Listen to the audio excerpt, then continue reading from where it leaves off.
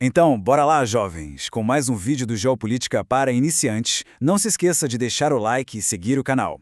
Hoje, a gente vai falar do SOS Gerald R. Ford. Sabe, aquele que é o porta-aviões mais caro e tecnologicamente avançado já construído? Pois é, um verdadeiro símbolo de poder.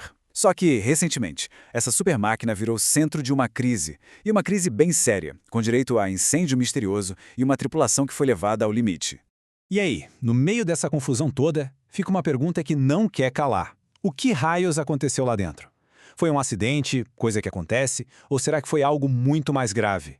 Um ato desesperado de sabotagem vindo da própria tripulação? Para a gente entender essa história, a gente precisa voltar para o dia em que tudo começou. Vamos lá! A história começa em 12 de março, enquanto o navio estava lá operando no Mar Vermelho, de repente, fogo a bordo. A Marinha dos Estados Unidos, claro, correu para minimizar o incidente, dizendo que não foi nada demais. Mas olha, o que estava rolando lá dentro do navio era uma história completamente diferente e bem mais assustadora. Olha só, essa comparação é de cair o queixo. De um lado, a versão oficial, toda maquiada, foi um fogo não relacionado a combate. Do outro, a realidade a bordo. Os caras levaram mais de 30 horas para conseguir controlar o incêndio. A Marinha disse propulsão intacta, mas o fogo se espalhou por todo o sistema de ventilação do navio. Falaram em 2 feridos leves, mas na verdade foram mais de 200 marinheiros tratados por inalação de fumaça. E a versão oficial dizia que o navio estava totalmente operacional. Só que mais de 600 marinheiros ficaram desabrigados, tiveram que dormir no chão, em mesas. O navio teve que sair da zona de combate para reparos de emergência. A diferença é absurda, né? E é aqui que a história fica ainda mais séria. A própria Marinha está considerando seriamente a possibilidade de que o incêndio tenha sido criminoso. Isso mesmo, iniciado pelos seus próprios marinheiros. Isso leva a gente a pensar, mas por quê? O que poderia levar uma tripulação a um ato tão extremo assim?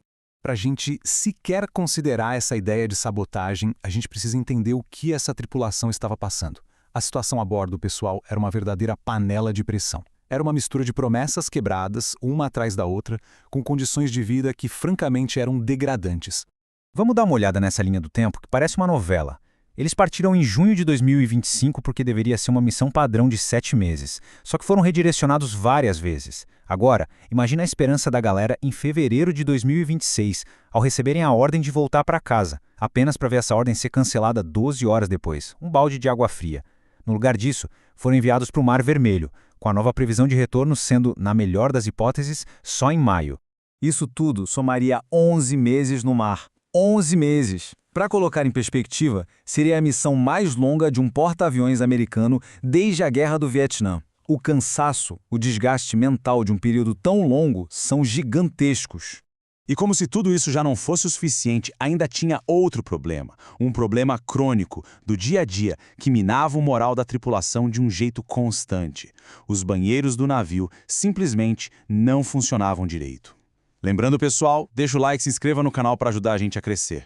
A história é a seguinte. O Ford usa um sistema de esgoto a vácuo tipo o de navio de cruzeiro. Só que ele foi subdimensionado para um navio de guerra com quase 5.000 pessoas. Uma válvula específica vivia dando problema e quando isso acontecia, uma seção inteira de banheiros parava de funcionar. O resultado? Marinheiros relatavam filas de até 45 minutos para usar um banheiro. A solução para desentupir os canos? Uma descarga de ácido que custa $400 mil e só pode ser feita no porto. Que situação, hein?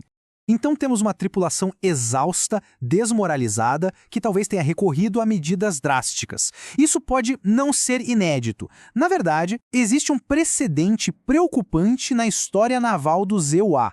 Durante a Guerra do Vietnã, o movimento Stop Our Ships viu milhares de marinheiros protestarem e, em casos extremos, sabotarem seus próprios navios para impedir que fossem para a guerra. Isso estabelece um precedente histórico bem claro para atos de resistência interna. E temos exemplos concretos. No USS Ranger, em 1972, encontraram parafusos de 30 centímetros nas engrenagens principais, um ato claro de sabotagem. Mais recentemente, em 2020, o USS Bonhomme Richard foi completamente destruído por um incêndio. Um marinheiro foi acusado, mas absolvido, e a causa real nunca foi comprovada. Um prejuízo de mais de $1 bilhão. Então, o que a crise no USS Gerald R. Ford nos diz? Isso nos leva a uma questão fundamental que confronta as forças armadas modernas em todo o mundo. É muito provável que a gente nunca saiba com certeza se o incêndio foi um acidente ou sabotagem. Investigações militares deste tipo raramente se tornam públicas. Mas talvez a resposta para essa pergunta específica não seja o mais importante aqui. O ponto crucial é este. O USS Gerald R. Ford pode ser o navio mais avançado do planeta, com reatores nucleares e catapultas eletromagnéticas, mas nenhuma tecnologia pode substituir as pessoas. E quando essas pessoas estão exaustas, desmoralizadas e sentem que foram abandonadas, o sistema, não importa quão avançado, começa a falhar. E isso nos deixa com uma pergunta para a gente pensar. A história do Ford é um baita alerta sobre a tensão entre a máquina de guerra mais sofisticada do mundo e a resistência de seres humanos levados ao seu ponto de ruptura. A pergunta que fica é: quando a tecnologia e o limite humano colidem, o que quebra primeiro? Por enquanto é isso. Não se esqueça de deixar o like e seguir o canal para não perder a próxima notícia sobre geopolítica mastigada de um jeito descomplicado para você. Falou, piazada!